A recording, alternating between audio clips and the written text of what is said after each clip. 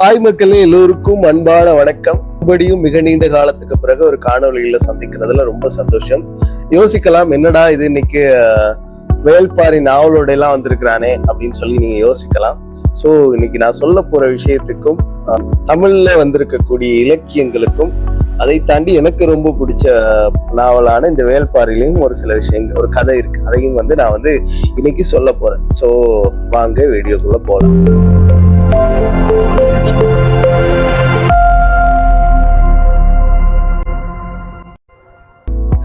பாத்தீங்க அப்படின்னு சொன்னா இயற்கைக்கும் மனிதனுக்கும் ரொம்ப தொடர்பு இருக்கு. இயற்கையை வச்சே பல விஷயங்கள் கண்டுபிடிச்சாங்க, விஞ்ஞானிகள் ஆராய்ச்சி பண்ணாங்க. சோ இயற்கைக்கும் மனிதனுக்கும் மிக நெருங்கிய தொடர்பு இருக்கு. அதே போல இயற்கைக்கும் தமிழனுக்கும் நிறைய தொடர்புகள் இருக்கு. இயற்கையில நடத்தப்பட்ட பல விஷயங்களுக்கும் மனிதனுடைய வாழ்வியலுக்கும் தொடர்பு இருக்கு அப்படிங்கிறத நம்ம அந்த நாவல்களினூடாக, அந்த புத்தகங்களினூடாக நம்ம தெரிந்து கொள்ளலாம். சரியா? சோ என்னத்தை பத்தி பேச போறேன் அப்படின்னு சொல்லி பார்த்தீங்க அப்படின்னு சொன்னா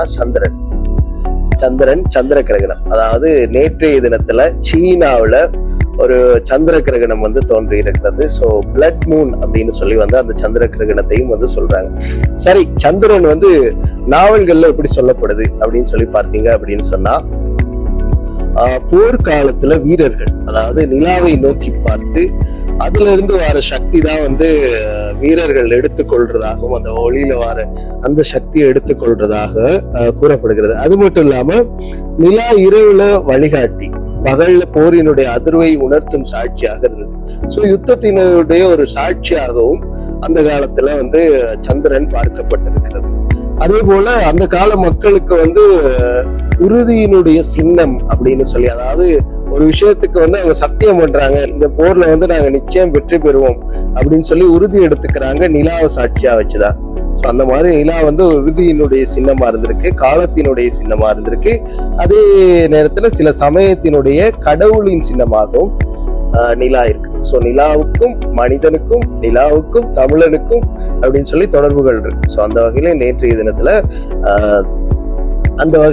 தினத்துல சந்திர கிரகணம் தோன்றிருக்கு. சரி, சந்திர கிரகணம் ஒரு பக்கம் இருக்கட்டும். வேள்பாரி நாவல்ல இடம்பெற்ற அந்த கதை எனக்கு ரொம்ப பிடிச்சிருக்கு. வேள்பாரி நாவல்ல வர ஒவ்வொரு காட்சிகளுமே ரொம்ப பிடிக்கும். சோ அந்த வகையில் நான் நிறைய காணொலிகளையும் பதிவிட்டு இருக்கிறேன், வேள்பாரி பற்றின காணொலிகள். அதாவது வேள்பாரியில பாத்தீங்க அப்படின்னு சொன்னா, புலவர் கபிலர் என்ன செய்வாரு, பரம்புமலைக்கு போயிருப்பாரு.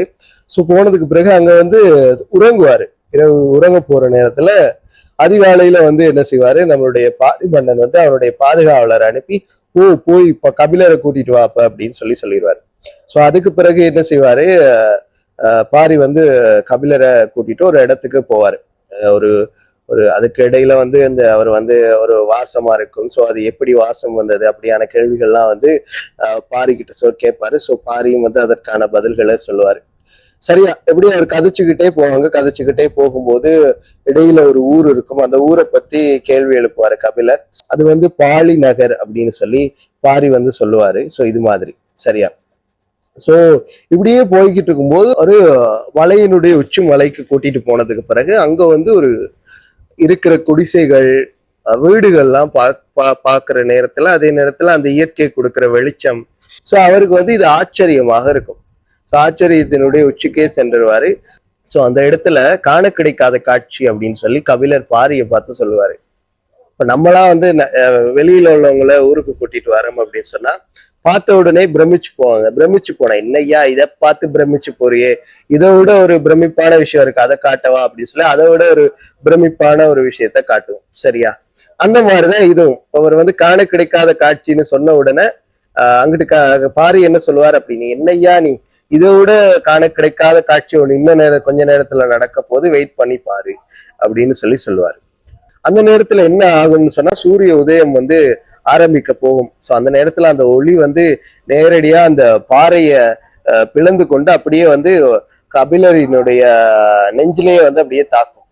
சோ அது அவ்வளவு ஒரு இதா இருக்கு. வாசிக்கும் போதே அது ஒரு அவ்வளவு அழகா இருக்கும். சோ அவ்வளவு அழகா வெங்கடேஷன் எழுதியிருப்பாரு. சோ இயற்கையே மனிதன் எப்படி ரசிக்கிறான் அப்படிங்கிறதுக்கு அது ஒரு சிறந்த காட்சி.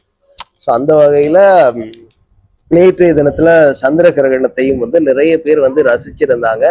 நிறைய அது விஞ்ஞானிகளுக்கும் சரி, புகைப்பட கலைஞர்களுக்கும் சரி இந்த சந்திர கிரகணங்கள் வந்து ஒரு மிகப்பெரிய விஷயமா தான் பார்க்கப்படுது. போட்டோ எடுக்கிறது, அதை ரசிக்கிறது, அதை வைரல் ஆக்குறது அப்படின்னு சொல்லி நேற்றைய தினத்துல அந்த புகைப்படங்களையும் வந்து நம்ம சமூக வலைத்தளங்கள்ல பார்க்கக்கூடியதாக இருந்தது. சைனாவில் நடந்த இந்த சந்திர கிரகணம் பாத்தீங்க அப்படின்னு சொன்னா சந்திரன் முழுவதுமாக பூமியினுடைய இருண்ட நிழலான உம்ராவுல புகுந்து விட்டது. சோ இதன் காரணமாக முழு சந்திர கிரகணம் வந்து நேற்றைய தினத்துல சைனாவுல வந்து தோன்றியிருந்தது. இது வந்து சாதாரணமா சில நிமிடங்கள் மட்டும் இந்த சந்திர கிரகணம் இருக்கவில்லை.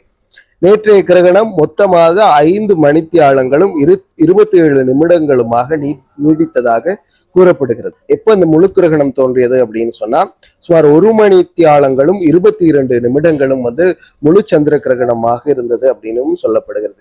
அதே நேரத்துல சீனாவினுடைய பெரும்பாலான பகுதிகளில் மக்கள் அனைவரும் வானத்துல இந்த சிவப்பு நிலாவை கண்டதாக குறிப்பிடப்படுகிறது. நம்ம வந்து நேற்றைய தினத்துல சமூக வலைத்தளங்கள்ல பகிரப்பட்டிருக்கிற புகைப்படங்களை நிறைய பார்த்திருப்போம், அதே மாதிரி காணொலிகளையும் பார்த்திருப்போம். ஸோ அதன் மூலமாக நம்ம வந்து தெரிந்து கொள்ளக்கூடியதாக இருக்கு. ஸோ இதற்கு வந்து பிளட் மூன் அப்படின்னு சொல்லியிருக்கிறாங்க. ஸோ இனியும் வந்து சந்திர கிரகணம், இந்த மாதிரியான சந்திர கிரகணம் தோன்றுனது அப்படின்னு சொன்னா தயவு செய்து பாருங்க. கட்டாயம் பார்க்க வேண்டிய ஒரு சில விஷயங்கள்ல இதுவும் ஒன்று. ஸோ இன்னும் ஒரு வீடியோல உங்களை சந்திக்கும் வரை உங்களிடமிருந்து விடைபெற்று செல்லும் நான் என்று உங்கள் அன்பு தோழன் ஆர். ஜெகதீஷ்.